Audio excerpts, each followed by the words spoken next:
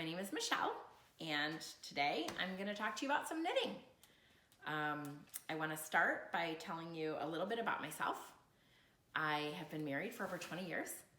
In that time, we've moved a lot, and I am now in my, I think this is my 13th house and my 9th state, although I'm originally from Michigan. So we just moved here about a year ago from Ohio to Michigan, and I now am an empty nester. I've been married to my husband, Mr. Hansen. His name is Carl, but I always call him Mr. For over 20 years. We have 2 daughters that are in college, and we have a small 16-year-old Yorkshire Terrier, Gus, who is younger looking than I am because he has excellent health care, and he's actually probably the boss of our household, if I have telling the truth. So I want to start by telling you a little bit about what I'm wearing. This is my Hayward sweater. It's by Julie Hoover.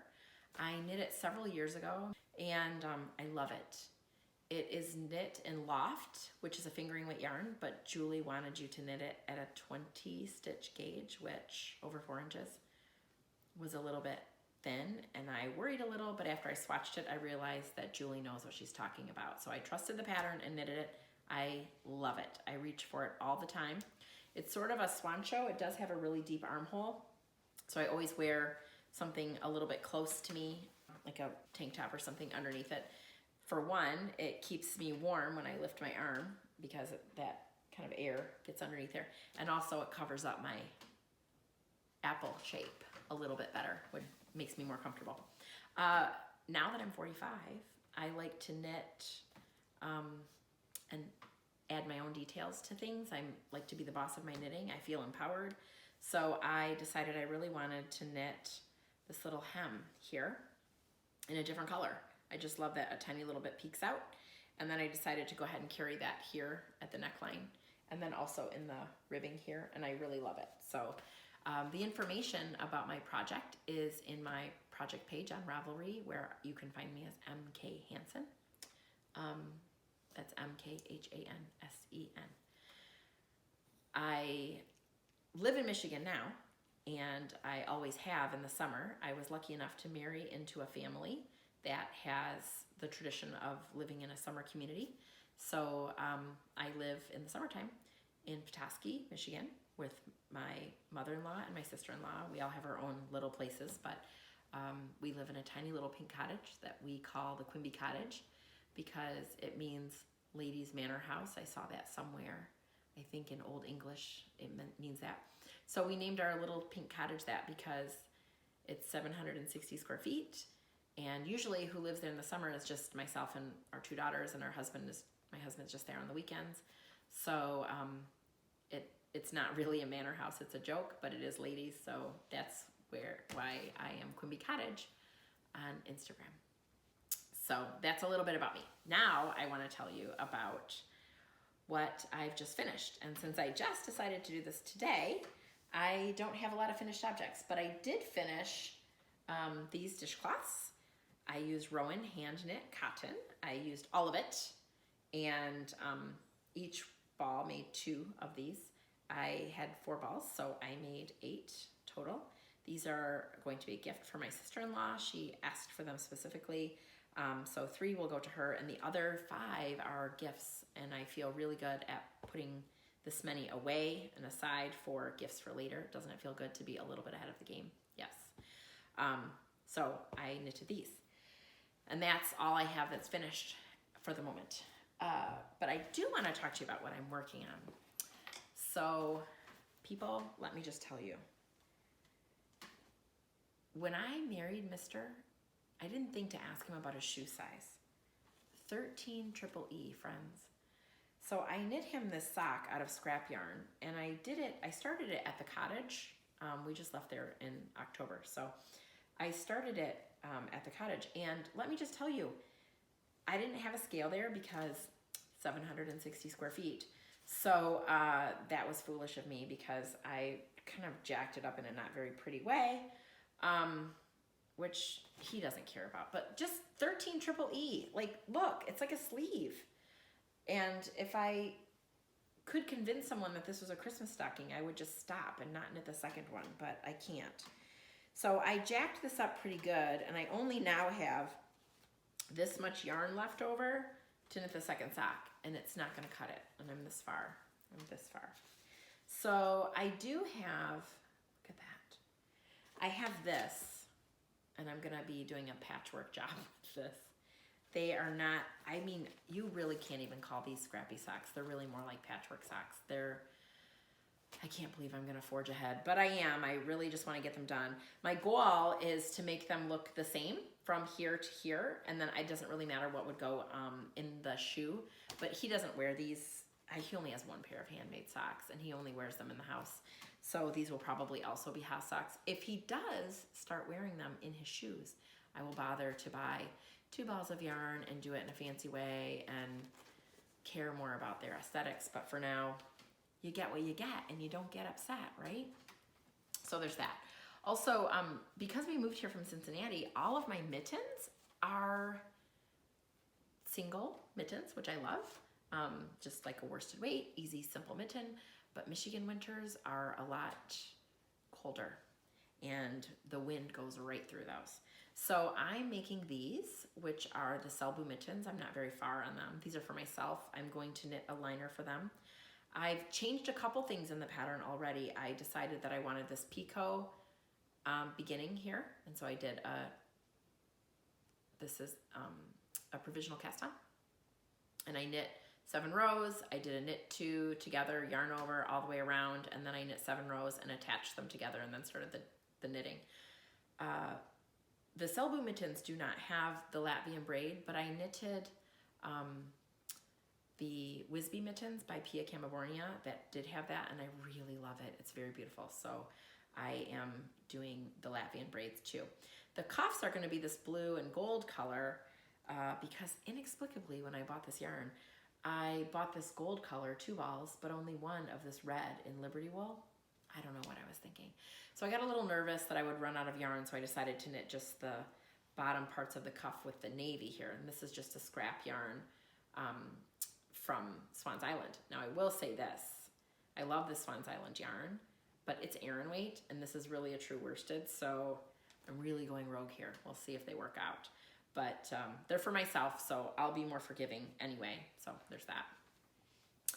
I don't know if I mentioned it before, but my husband's family is from the Upper Peninsula of Michigan, and it's pretty rustic up there, although the only people that live there now are aunts, uncles, and cousins, and then my one brother-in-law. So my sister-in-law lives in Green Bay, Wisconsin, and she kind of has that Christmas aesthetic that like sort of, it's very elegant actually, but it's very traditional, which I think she kind of gets from that UP sort of Scandinavian influence. And I decided that for Christmas this year, I would knit her some gnomes, which I think are sort of traditional.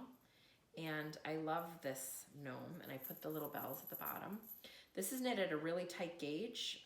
This is a worsted weight yarn, Cascade 220, on a size 3 needle. It's pretty tight and not that easy to knit, and there's a lot of charts here to follow. But I love the way it looks. I put the weighted pellets in the bottom so that it'll stand up on its own.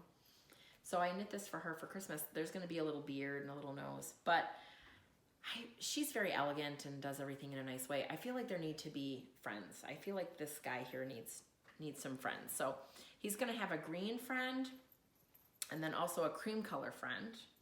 Oh, this is all Cascade 220. And then I feel like their beards need to be gray.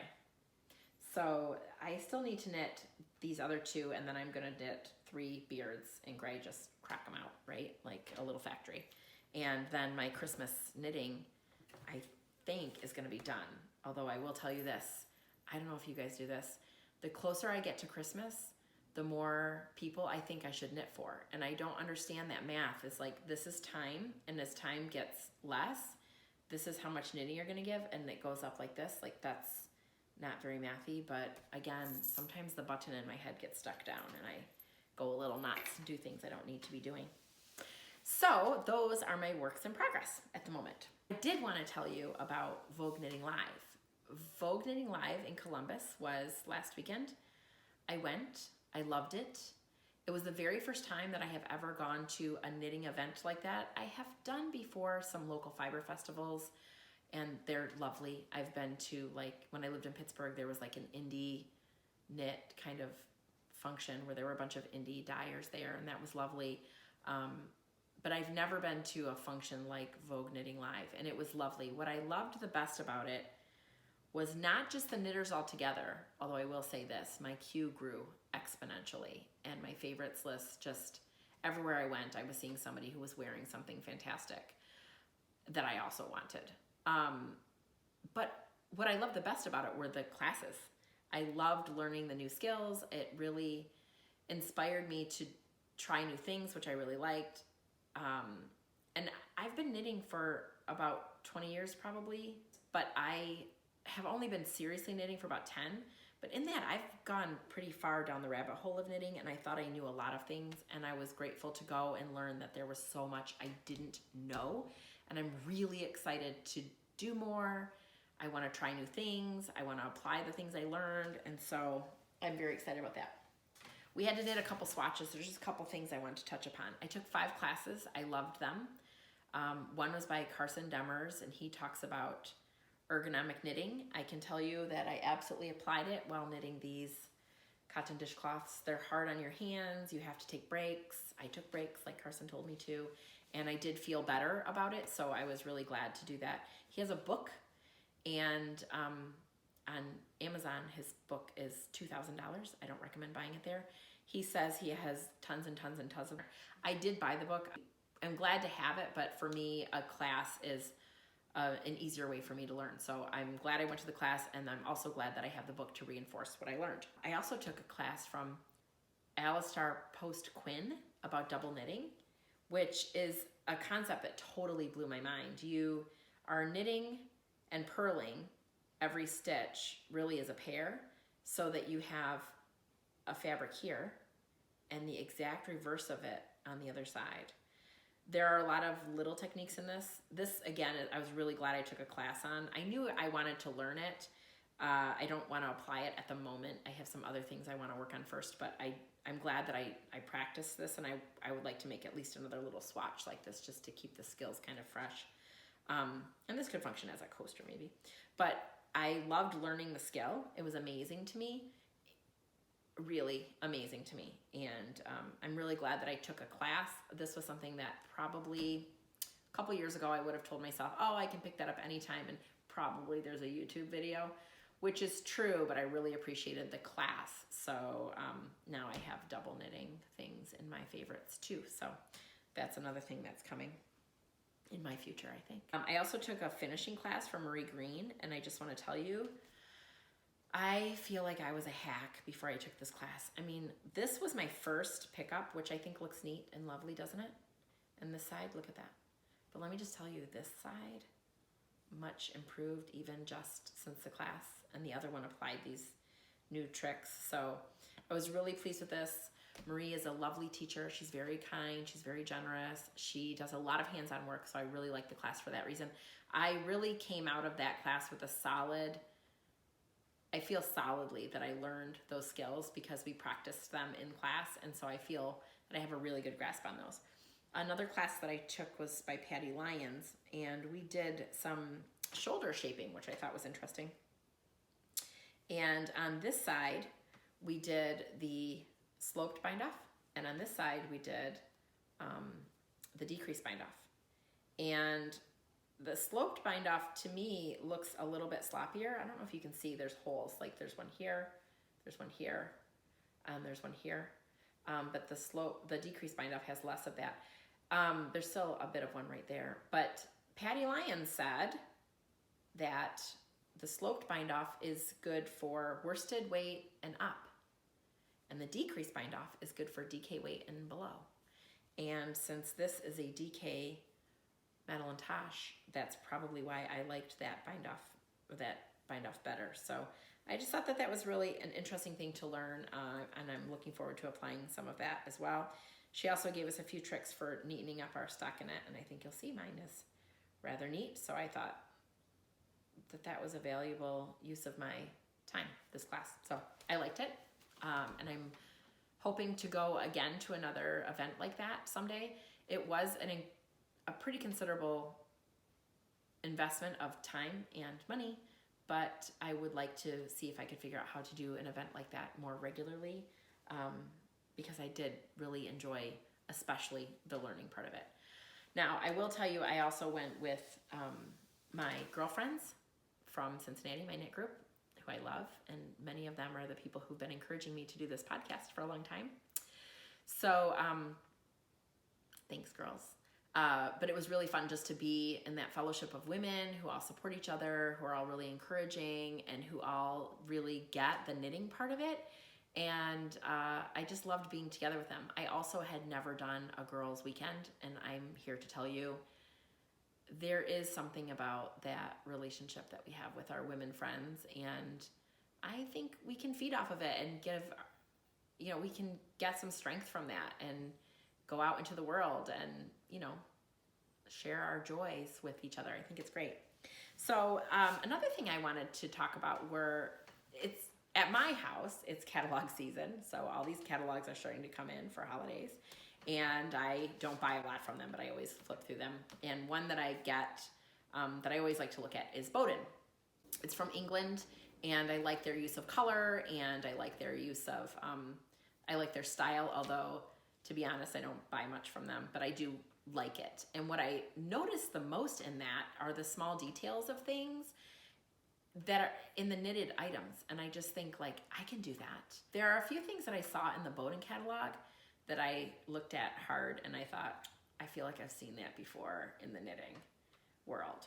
So sure enough, I found some things that are similar enough that I wanted to share them with you, because I think a lot of times people think knitting is not very fashionable, and we know that it's not true. And the fact that we can also knit it and be the entire boss of it, and we can decide not only on the size of it, but also small details, like, do we want to change the neckline, or do we want to add more color or something like that? So I really want to empower you to do those kinds of things that I think that you can do, and you can steal those ideas from the catalogs and other fashion places where you get your inspiration from. So in the Bowden catalog, I saw this hat, and it reminded me a lot of the Owen Hat by Jill ZIELINSKI, and I feel like that is a pretty good translation of a pattern. So thanks, Jill, for being on the cutting edge of that. I also saw this sweater, and I really liked that it was kind of a thicker gauge. It made me think that if there was somebody that I loved a lot, I might be able to finish a sweater by Christmas for them if it was knit in that worsted or Aran gauge. And the sweater that I found that I thought looked the most like that one is the Treysta by Jennifer Steingass. And what I like about the Treysta is it has that pattern across the neck. It also has it around the sleeves, just like the sweater in the catalog. And then there's a bit of it also at the hemline, which I like as well. Although, again, as the knitter, you're the boss, and you could decide not to do that. So I just liked that. And then this scarf I saw, and I thought immediately of the double knitting technique that I just learned, and I just liked that I could make that connection. I don't think that is double knit. There definitely would be a back to that would probably be not so great. You also could, of course, line the back with a fabric. If you wanted to do color work, it would go a little faster for you. Or you could knit the whole thing in the round, which would be another thing that you could do. But again, just ideas that you can take from catalogs. Another catalog that has been coming to my house is the Sundance catalog. It definitely has kind of a boho or romantic aesthetic, so it's not for everybody, but they have a lot of hand knits in their catalog right now, and I just wanted to point a couple of them out to you. One are these mittens. If you look closely at them, they're striped, which I think is funny, and also, or like knit one red and one gold, one red and one gold, and then alternate them in the other way. It would be very easy for you to do that yourself with a very easy mitten pattern, and you probably have scraps in your closet that you could use for this. So I think that would be a great thing to do. My favorite mitten pattern is called Waiting for Winter by Susan B. Anderson. I have knit that pattern so many times. I have the ladies medium size memorized. No joke. Cast on 36. I could go on and on. But ultimately, what I like about this stuff is that it would be very easy for you to adapt it. In the mitts, you could take just any mitten pattern. You could adapt that top and the cuff, you know, knit them separately in a different color and then do your color work in the middle. And the other mittens that they had show reverse stockinette. And then in both of them, there's that embroidery. And I just think that's kind of cool. I haven't tried it yet, but I would like to. And what I like about it is that you can take something that you already have that's just not making your heart sing anymore and just give it a new life. Or you can take something that's pretty standard and personalize the embroidery for a gift. So I like that we can be the boss of our own knitting. These cute little striped mittens, they're adorable, aren't they, in the pattern? But let me just tell you that you can do that too.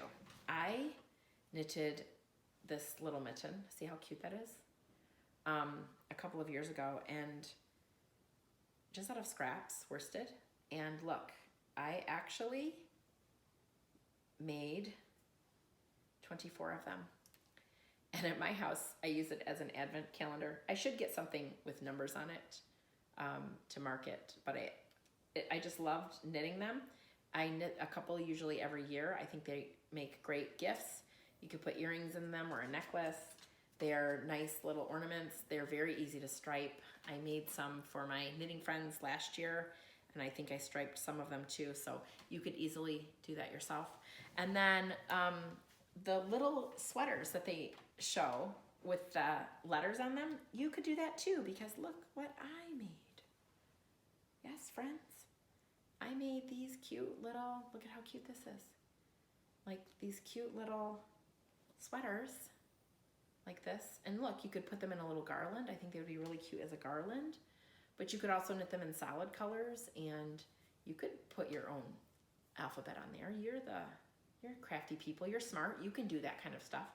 So so there's that, and you can totally do that. I think that's great.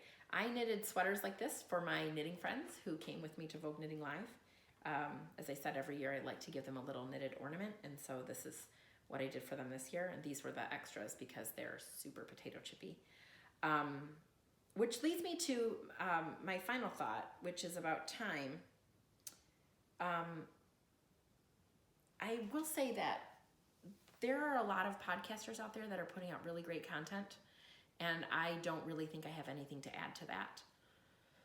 And yet I found myself today deciding to go ahead and give it a try. So that if I've connected with any of you, if any of you feel connected to this kind of knitter, then let me know. I'm happy to do this if it's valuable to anyone else. That being said, I do sometimes time myself when I'm knitting. Not often, but sometimes, because I feel like the time that I spend on something gives me a little bit more information and helps me decide, just helps me make decisions about things. So for example, these took 2 hours each. And can I just tell you that they were an absolute delight. Every time one fell off the needles, I like clapped with joy. I mean, they are just, I just think they're so adorable. I just can't get over them. I mean, I just can't decide. I mean, I just feel like tied around a package, it would be really fantastic. I just love them. I can go on and on and on about them. I love them. And I also loved knitting with my scrap yarns and just seeing, you know, I have these socks, I have these socks, I have these socks, you know, these belonged to my daughter, and she selected the yarn. And so it was really fun for me to take a little walk through memory lane and knit these up. And so these were a big joy for me to knit. Even though they were 2 hours on double pointed needles, I think I used a size 1 on these, and it was a little fussy, I'll be honest with you, a little fussy, but I loved knitting them. So 2 hours each. These also took 2 hours. Not that fun to knit. I did not feel satisfied when I knit one, but I felt a little better when I saw that there was a stack of 8. But I didn't get a lot of joy out of knitting these. They weren't that fun. The yarn, again, is cotton. It doesn't stretch. I didn't feel good about that necessarily. So, you know, now I know, right? 2 hours, 2 hours. How do I want to spend 2 hours? And then not only that, but who's worth 2 hours to me if I decided I wanted to give them away? You know, if I only have 2 hours to knit, is this what I want to do? Or would I rather put this much on my sock? All just things that we need to think about in this time when our lives are so busy. And that being said, I want to thank you for your time. It is the most valuable thing that you have, and I appreciate that you spent any of it with me. I always say that we would give $5 to the Girl Scout on our doorstep selling cookies to make her go away. But we would not give 5 minutes to the Girl Scout organization if we didn't believe in it. And so I just want to thank you for spending a little bit of your precious time today with me. So now I'm off to try to learn the back end of this and see if my 45-year-old brain can absorb the next steps of this. So thanks very much.